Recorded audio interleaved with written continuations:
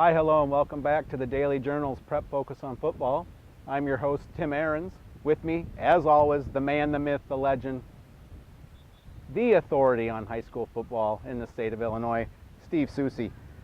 Souce, it's October already, and the smell of playoffs is in the air, and that smell is over here at Kankakee, which is where we're at this week. Kankakee's not made the playoffs since 2009. Good shot this year. They're on their way. They've got a couple of big games coming up here that will decide that fate down the line. But at 3-2, it's the first time they've been over 500 deep in the season since that playoff run in 2009 that got them to the Class 5A semifinals. So things appear to be turning around a little bit for the K's. Let's see if they can finish it off and get themselves another playoff berth. Okay, well they've got to get to 5 wins, right? If they get to 5, they're going to be there. Yep. And well, why don't we start with them? They've got their work cut out for them this week. I know Crete-Monee comes to town. Yeah, this is a state-ranked Crete team that won the Class 6A state title last year. Very, very good football team in the Warriors. But I think this Kankakee team is positioned to give them a game this time around. The last couple of meetings between these two teams have not been very competitive, but Kankakee's got a lot of momentum, a strong 46-7 win over Rich South last Saturday. That being said, I still think Crete probably has a little bit too much for them, but I do think this will be a much better football game than a lot of people think it will be. I'm going to take Crete-Monee. I'll take Crete as well. And across town, well, actually it's going to be across town farther because it's at Lincoln Way West. Bradley Bourbonnais will go to Lincoln Way West. Another really good team for Bradley to face here on the back half of their schedule. A tough ride for the Boilermakers here in the second half of the season. Hopefully they can get a few wins in here and lock up that playoff berth, maybe position themselves for a possible home game in the 7A first round. But this one looks difficult for them. Lincoln Way West has had a real nice start to their season, and they're a strong team, and I'm going to take Lincoln Way West on their home field. I will also take Lincoln Way West. It's not going to be one of those weeks, is it? I don't think so. And I might add that I won the game last week. I noticed that we're broaching this subject now because you happen to beat me this week when we've just completely avoided it in previous weeks when I've beaten you. You only won really in week 1 and week 2, and we tied the rest because we were picking all this. But who's still winning overall? By you the way? are right That's now. What I thought. Okay. So Yeah. let's move on. Yeah. Okay. Keep it moving. All right. Keep it moving. Bishop McNamara will go to St. Ignatius, which they're playing at the University of Chicago. Is that right? Yeah, that's correct.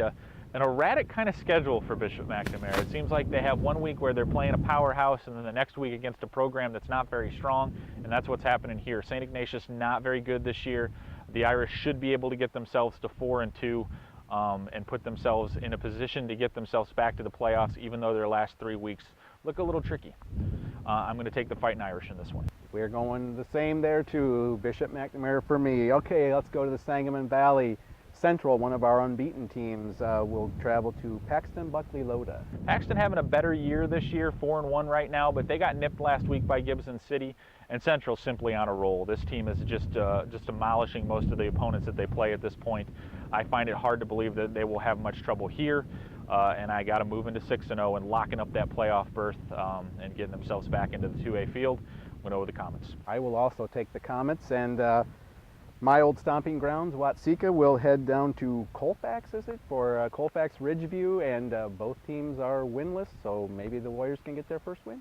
A tough season for both sides in this one, particularly for Watseka. A really young team, a lot of injuries have really kind of slowed them down and kept them from getting the stuff done that they want to get done.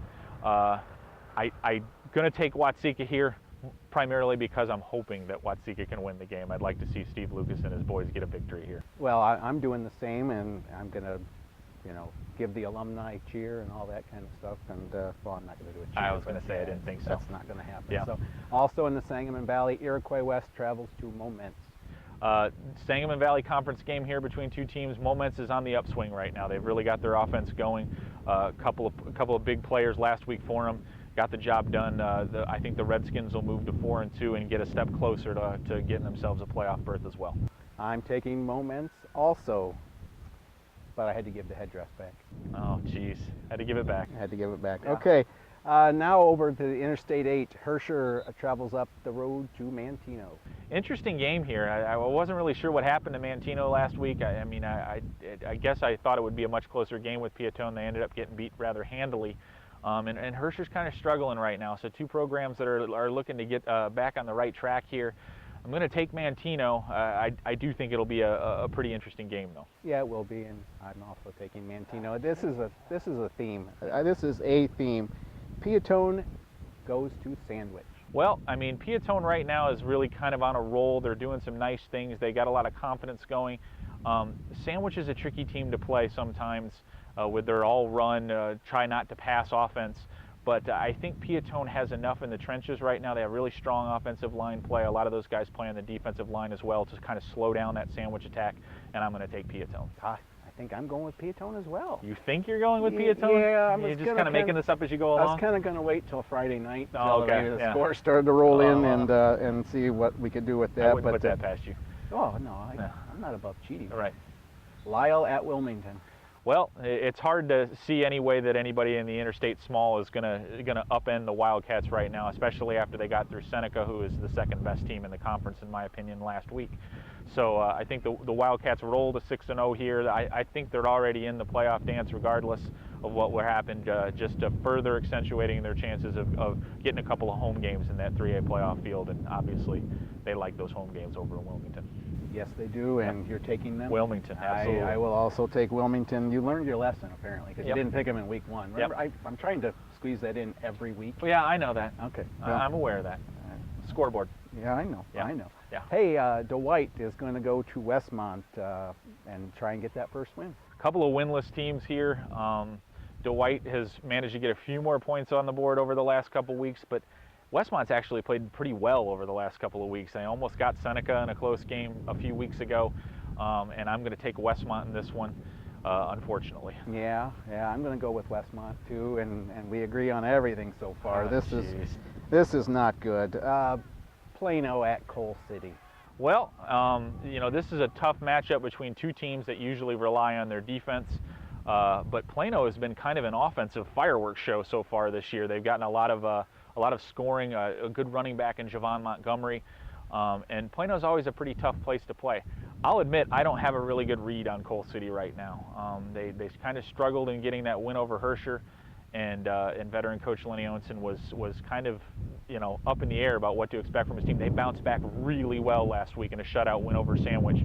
I just don't know what to expect at this point from them, to be completely honest, though, and that leads me to take the Reapers at home. Okay, I was going to say you still have to pick the game. Yeah. So, and you're taking the Reaper. Yeah. And I got to go with Coal City because they treated me so well last week. Yeah. In that win over Sandwich, I picked Coal City. You picked Sandwich, I believe. Yeah. So. Yeah. I'm going back with Coal City. There you go.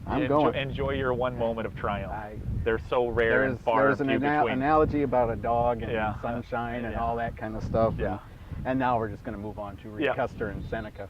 Yeah, Reed Custer has played a lot better. Mark Harper's having a really nice season for the Comets at quarterback. They're throwing the ball around effectively. However, Seneca's also having one of their better years in many years over there. Strong running game anchored by quarterback Bo Taylor that they run out of the backfield. So a tough game for Reed Custer here, one that they absolutely have to have if they want to try to make a late run at a playoff berth here. That being said, I'm going to go with Seneca. We are back on the agreeing thing. I'm taking Seneca as well. Okay, our final game is in the Vermilion Valley. Milford down the road to Georgetown Ridge Farm. A little bit of a hiccup last week for the Bearcats against Westville. They didn't play very well and things didn't click. But to be frank, if Milford hopes to get into the playoff field, and it's a very iffy proposition if they only have 5 wins, they absolutely have to beat Georgetown this week. The comparable results between the two are very similar. It's a very important game for both sides. I'm just going to go with the local squad, and I'm going to take the Milford Bearcats. Oh, all right. We're going to disagree. I'm going with Georgetown. Wow, okay. And I have ants in both places. Ants were the theme of last year, but I've got an ant in Georgetown and an ant in Milford, so I guess the one in Georgetown, I guess I love her more. I figured maybe you were just confused and thought it was a basketball game and it was Georgetown University we were talking about. It could be. Yeah. It could be. So, hey, that's going to wrap up the pick part of our show. Any ideas on a player of the week from last week? I mentioned it a little bit earlier. Momence's offensive attack has really kind of come together over the last couple of weeks. Aaron Cantwell had a really nice game for Moments last week, showed a lot of poise in the pocket. 4 touchdown passes for him. He's having a really strong season, and Moments is hoping to string together 3 consecutive victories here on Friday night against Iroquois West, and Cantwell will probably be a part of that if that happens. And joining us this week will be Kankakee head football coach Jay Bonner.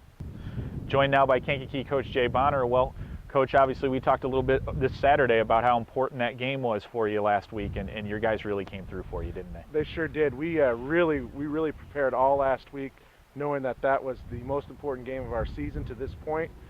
Knowing that a win there puts us in a great position to control our own destiny as far as playoffs and things like that go. And we really felt if we were truly a playoff team, that was a game we had to win. Our kids were focused all week, had a great week of practice, and they executed the game plan to perfection. So we're really happy with last week's game. It's funny what a little bit of confidence will do for a bunch of guys out there sometimes, isn't it? Oh yeah, I think that's huge. I think you know, the start to the season that we had with Eric Solario Academy at week 1 and starting out with a win and playing really good at Ridgewood, and then able to carry that over into week 3, and now we've got some momentum going with 2 back-to-back wins. First time that we've been over 500 in 5 years now, with a 3-2 start. So a lot of momentum going into this week. Offensively last week, the one thing that stood out to me was Dyra Christian seems to be running with a lot of authority right now. He's looking to deliver blows rather than receive them. He's a very physical runner, and that's been a big key to us. And it's kind of nice because really we've got another guy, Martavius Lasser, that we bring in off the bench, and it's kind of like a 1-2 punch. Martavius is more of a shifty speed guy, although Dyra is very fast. But so they get the punch from Dyra, and then we can throw the changeup in there every now and then with Martavius, to the shifty guy, to make him miss a little bit. No joke for your homecoming game this week, though. You got the defending state champions from Crete-Monee coming in here. How do you approach one like that? Well, I tell you, you know, we approach it the same way we did last week and the same way we do every week.